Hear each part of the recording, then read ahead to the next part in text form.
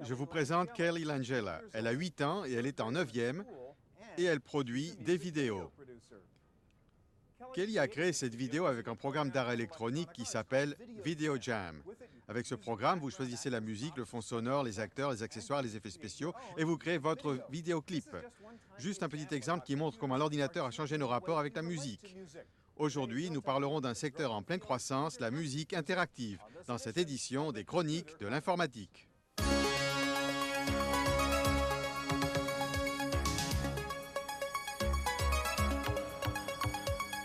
Les Chroniques de l'informatique.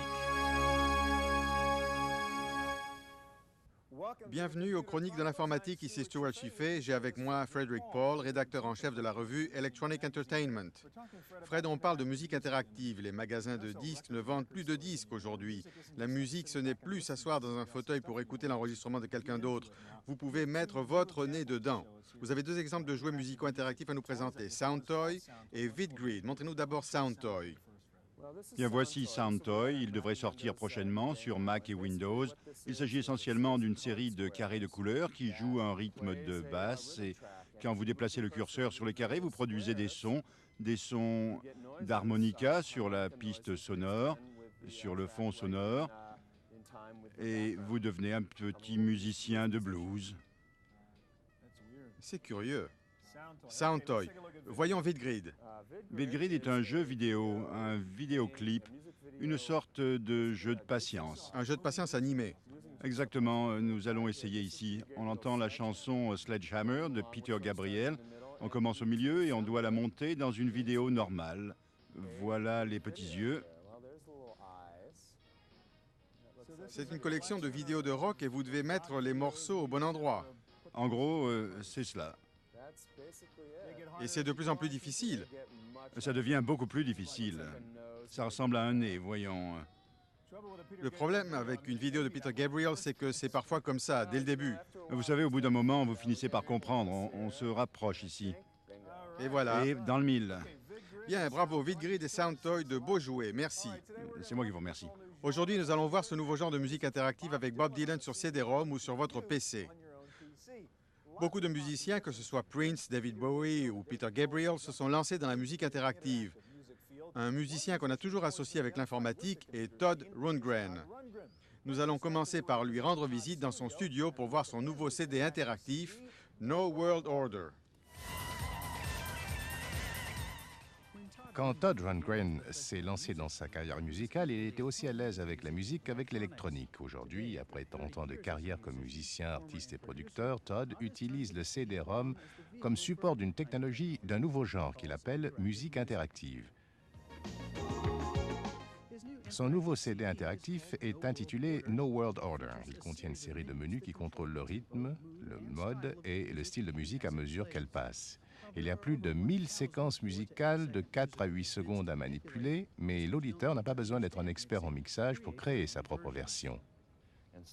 Nous lui donnons un contrôle subjectif assez large pendant qu'il écoute, avec une sorte d'intelligence artificielle. Et le programme trouve le morceau de musique le plus approprié et il le relie au précédent de façon à éviter d'avoir un blanc entre les deux. Ceux qui possèdent No World Order peuvent être aussi actifs ou passifs qu'ils le souhaitent. Un arrangement standard sert de point de départ et la musique passe automatiquement, comme sur un disque compact. On voit également des commandes audio familières sur l'écran. Les utilisateurs plus actifs peuvent personnaliser les morceaux selon leur humeur ou ce qu'ils veulent en faire. Par exemple, il y a un accompagnement léger qui met en valeur tout au moins un accompagnement musical par karaoké et une heure de musique de danse pour les soirées. On pourrait croire que l'originalité de l'artiste est compromise, mais Todd ne semble pas s'inquiéter. La question n'est pas qu'on perd son originalité, c'est plutôt que ça devient une expérience abstraite, une expérience moins agréable. Et en ce sens, nous essayons de respecter l'intention de l'artiste. En d'autres termes, l'artiste veut continuer à émouvoir l'auditeur qui manipule ses compositions musicales. Mais en même temps, on reconnaît que les gens utilisent la musique à d'autres fins.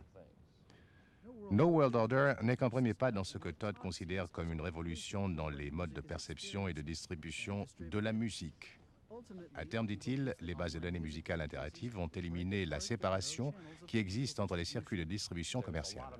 Il y a des tas de compositions musicales qui restent méconnues faute de moyens de diffusion. Dans une ville donnée, il y a une poignée de stations de radio qui passent un certain style de musique.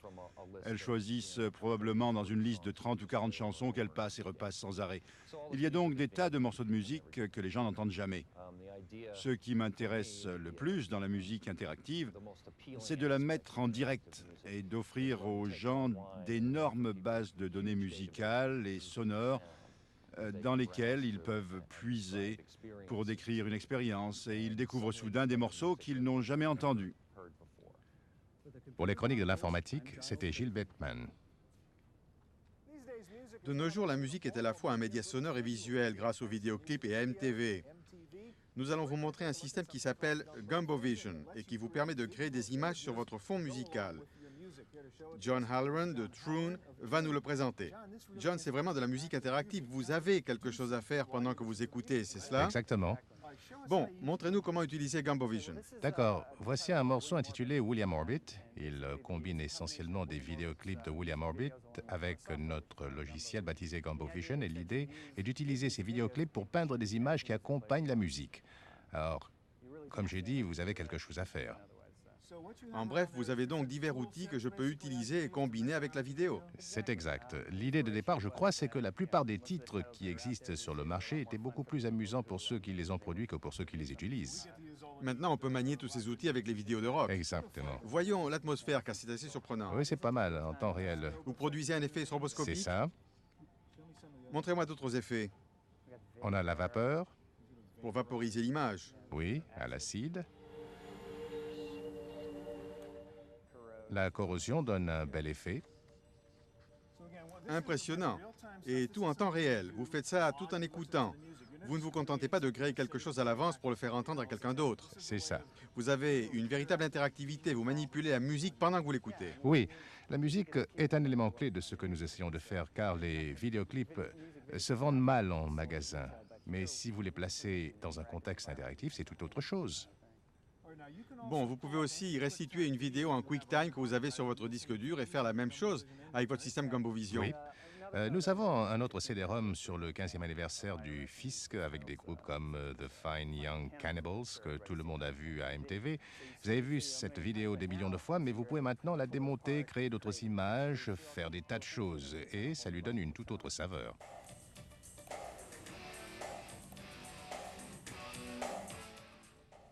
C'est vraiment comme ce qu'on a vu au début de l'émission. C'est une sorte de jouet musical, non?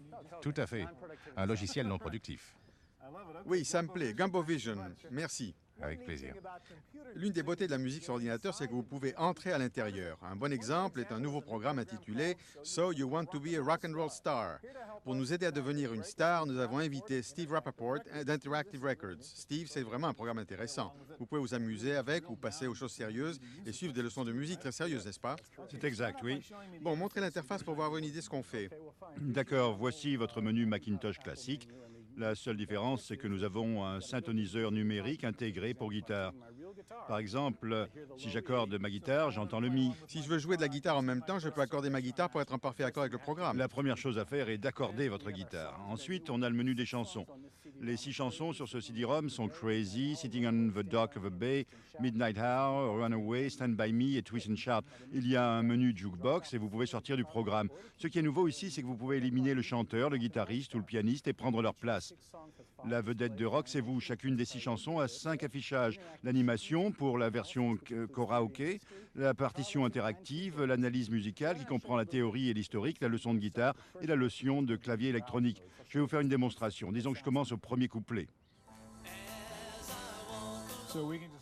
On peut donc commencer par écouter le morceau. Oui, mais si j'aime chanter, j'affiche les paroles, j'élimine le chanteur et j'ai ma version karaoké bon marché. Voyons. D'accord. On peut jouer sur notre bande sonore. Oui. Bon, allez-y, vous êtes Del Shannon. Bon, ça me suffit. Montrez-moi la partie suivante. D'accord, je passe à la partition de musique. C'est une partition interactive qui fait deux choses qu'une partition normale ne fait pas. Tout d'abord, elle vous montre où vous êtes. Elle indique à quelle barre vous en êtes. C'est ça. Ensuite, on a des partitions de piano assez simples. J'ai cliqué sur celle-ci par erreur. Vous voyez ce que ça donne? Cela vous montre ce qu'on devrait entendre au piano, d'abord lentement, puis au rythme normal. Puis on a la section analytique qui comprend la théorie et l'historique. C'est une nouvelle façon d'approcher la musique. Ici, nous avons toutes les chansons de Runaway, chaque type d'accord ayant une couleur correspondante. On peut cliquer sur n'importe quel accord pour voir comment il est construit, et quelqu'un vous explique comment il est construit. Et si vous entendez des mots que vous ne comprenez pas, comme le mot intervalle, vous allez ici et vous voyez la seule partie textuelle du programme. Toutes les définitions en une touche d'appel. Qui vous donne des exemples musicaux. Chaque chanson a sa propre histoire. Vous pouvez découvrir l'histoire de la chanson. Et du chanteur. Oui, c'est exact. Vous entendez d'autres commentaires sur Del Shannon et sur la chanson. Chacune des 6 chansons a sa leçon de théorie musicale. 43 minutes de théorie sur CD-ROM. C'est la 3e leçon. Vous connaissez donc déjà les rudiments du rock and roll. The verse of Runaway is in the key of A minor. Cette chanson se prête à une discussion des accords en majeur et en mineur, et c'est le sujet abordé ici. Quand on passe à la leçon de guitare, c'est un fichier différent. Au lieu de dire simplement « votre fichier se charge », le système vous pose une devinette musicale. Quelle année Chuck Berry, Pat Boone et les Platters ont connu leur premier succès? Heureusement que la réponse est apparue Il rapidement. y a longtemps. En 55. 1955. Le premier écran de chaque leçon est un résumé. Comment un guitariste joue-t-il Runaway? Après le premier écran, on vous montre comment jouer chaque accord de la chanson. Et il y a encore 2 minutes de discussion sur chaque accord. Vous voyez l'emplacement des doigts pour chaque accord. Oui, et mieux encore, vous entendez à quoi cela devrait ressembler en temps réel. Je vais commencer ici, je donne le signal pour accélérer un peu les choses. On voit vraiment l'emplacement des doigts. Formidable. Oui, et si vous êtes vraiment bon, vous éliminez le guitariste et vous mimiquez ce que vous voyez à l'écran. Mais sans guitare, vous êtes la vedette de rock. Super. So, you want to be a rock and roll star. Impressionnant. Merci. C'est une chose de chanter ou d'accompagner la musique sur ordinateur, mais est-ce que l'ordinateur peut vous suivre? Eh bien oui, avec un nouveau programme intitulé Vivace. Nous sommes allés au lycée Blaine à Minneapolis pour voir comment ça marche. Le chef d'orchestre du lycée Blaine, près de Minneapolis, a un nouvel assistant qui accorde les instruments et fait répéter les élèves. L'appareil s'appelle Vivace.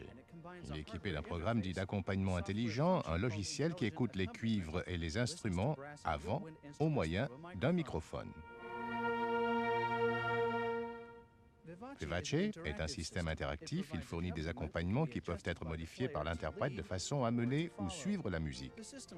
Grâce à la souplesse du système, les répétitions ne sont plus limitées à suivre un enregistrement sur CD ou à engager un accompagnateur.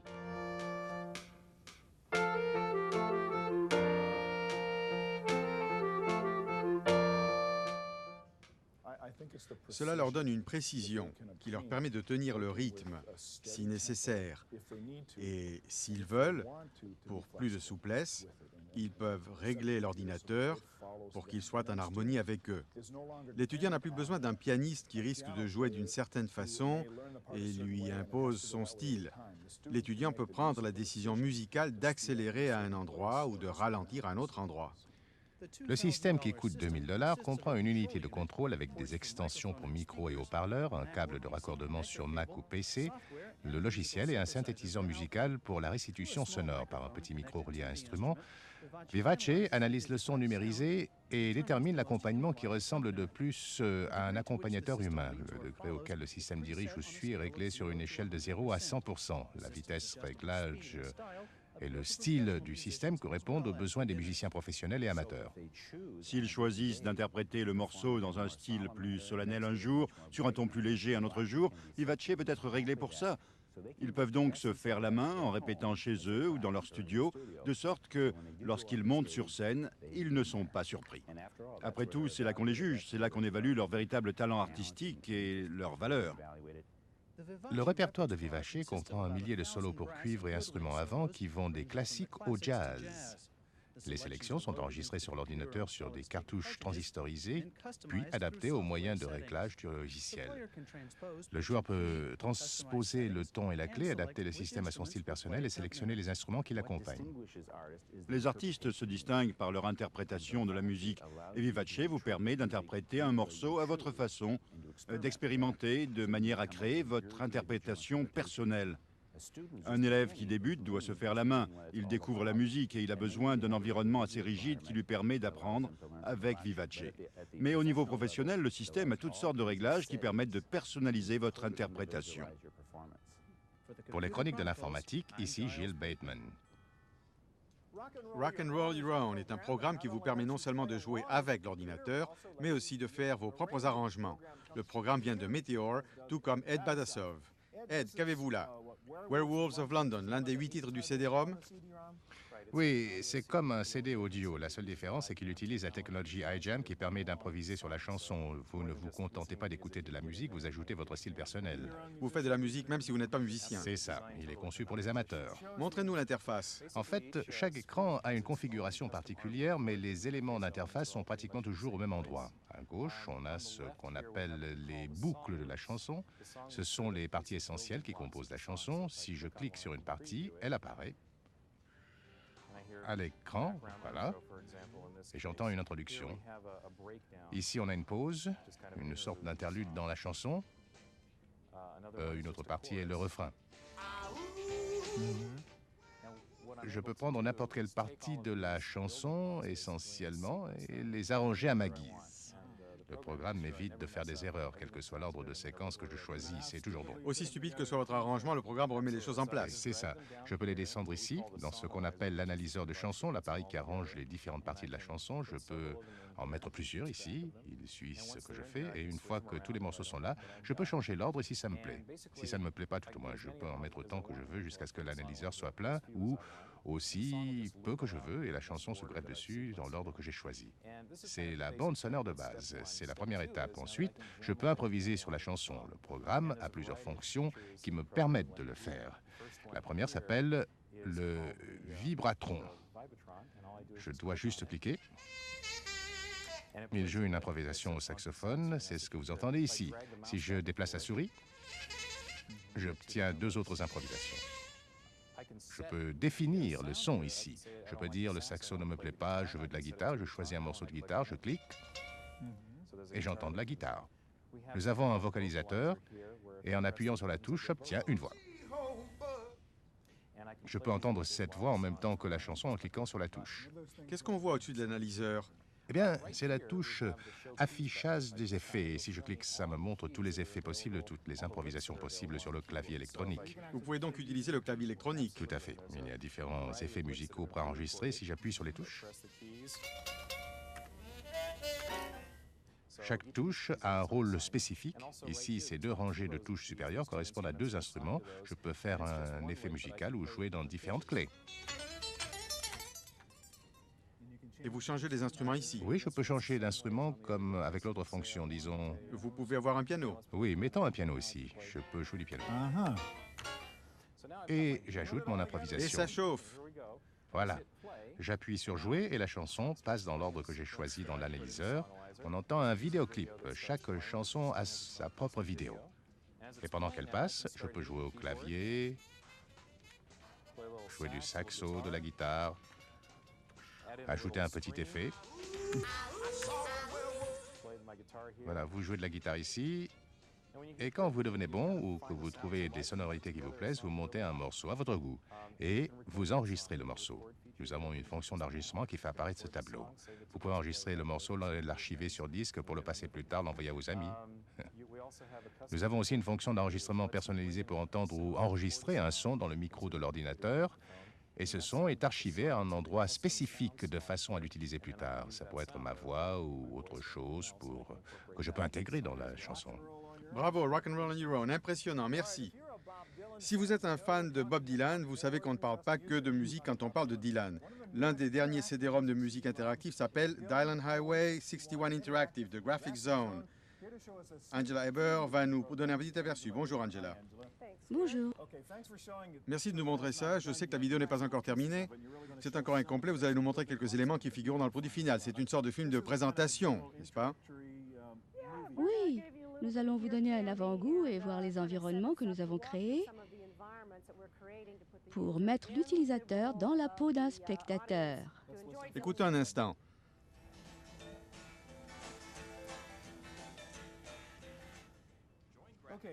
Bon, arrêtons le film car je voudrais vous demander de nous montrer le type de pièces ou de sections dans lesquelles on peut entrer. Car c'est comme un jeu d'aventure en fait. On explore le monde de Dylan à son gré, n'est-ce pas? Exactement. On a 12 environnements différents qui sont remplis. On a 10 chansons intégrales, des clips de 42 autres chansons, 4 vidéos intégrales, plusieurs invités de marque et des tas d'interactions pour l'utilisateur. C'est un produit d'exploration avec de superbes environnements en 3 dimensions. Bon, allons au café. D'accord, je démarre au café et nous allons jeter un regard sur le point de départ de cette Beat Generation avec les notes originales. C'est bien sûr la cuisine. On descend les escaliers pour entrer dans un environnement où, dans le produit fini, on entendra la musique des années 60. Ce sera un café rempli de gens célèbres et de poètes. Arlo Guthrie, Allen Ginsberg. Ce jukebox ne fera pas que passer des morceaux rares, c'est aussi notre machine à remonter le temps. Et puis, après avoir été découvert dans un café, Dylan a enregistré des disques avec Columbia, chez qui il est depuis 32 On peut ans. entrer dans le studio. On va entrer dans le studio. On n'avait jamais entendu les premiers enregistrements de la chanson Like a Rolling Stone, les 5 premières prises de son. On voit ici les essais réalisés avec les membres de son premier On groupe. les voit et on peut Exactement. cliquer sur les musiciens, entendre ce qu'ils ont à Et dire. on peut jouer avec les instruments, entendre le producteur crier. Angela, attention à vos mains devant la caméra. Il s'énerve quand un enregistrement ne lui plaît pas. Plus tard dans sa carrière, il y a quelques années, il y a eu une soirée select dans une discothèque de New York. On va y aller. Il y avait des célébrités et vous pouvez voir ici des vidéos jamais diffusées. On a des photos de Dylan. On a même une petite galerie d'art qui présente des tableaux de Dylan. Oui, des images superbes avec la brume, les dunes et la musique. C'est le point fort de Graphic Zone. On a fait la même chose avec Prince. Rapidement, montrez-moi un autre endroit, les coulisses. Les coulisses étaient un endroit fascinant. C'est à Madison Square Garden. On entend la foule gronder. Et si vous voulez, vous pouvez aller en coulisses et rendre visite aux célébrités qui se produisaient avec Dylan à l'époque. On va y aller maintenant. Des gens comme Eddie Vedder de Pearl Jam. On peut ouvrir ses portes, rencontrer ses artistes. Oui, voilà où se trouvait Eddie Vedder. Et dans cet environnement, Eddie est assis là, il apparaît dans ce miroir et vous dit pourquoi Bob Dylan était important pour lui. Ce produit s'adresse à plusieurs générations. Et c'est juste l'environnement, ce n'est pas le produit fini. Il y aura des gens et des choses. Oui, des sons, de la musique, beaucoup d'interactivité et de choses amusantes. C'est un documentaire interactif où vous pouvez explorer à votre guise. Oui, un exploratorium, un documentaire avec une bande audio de House of the Rising Sun que Dylan a composé à la guitare électrique et il a écrit la chanson. C'est une Bien, pièce le rare. CD Dylan qui doit sortir bientôt. Merci. Avec Un plaisir. regard sur la musique interactive. Si vous avez des questions sur ce que vous avez vu aujourd'hui ou vous avez d'autres sujets d'émission à suggérer, appelez-nous au forum Computers on Television sur CompuServe. La commande est Go Chronicles. Merci de votre attention. Ici Chua Shifate pour les chroniques de l'informatique. À bientôt.